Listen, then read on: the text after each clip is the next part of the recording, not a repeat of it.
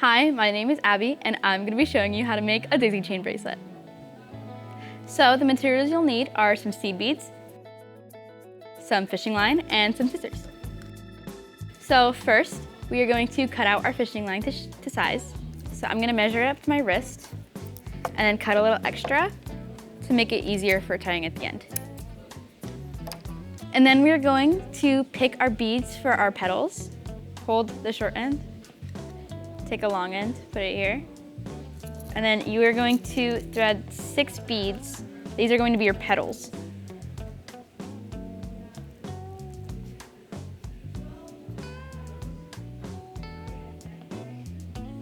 And then we are going to make it into a round shape. You're going to take your long side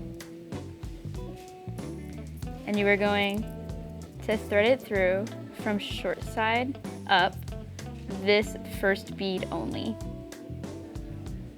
like so. And then you're going to pull it really tight. And you should get something like this.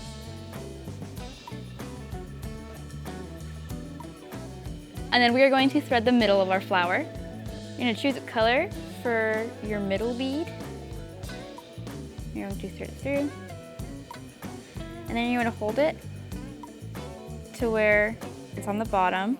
You're going to maneuver your fishing line so it's in the middle. Hold it in the middle very tight. And then from right to left, you're going to thread through this bead to your right. Like so. And you're gonna pull it really tight while holding onto that middle bead.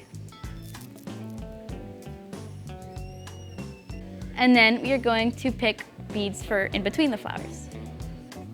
You're then going to thread your in-between beads. You are going to thread however many you want based off of how much space you want in between your flowers. I typically do 5, but you can do however many you want.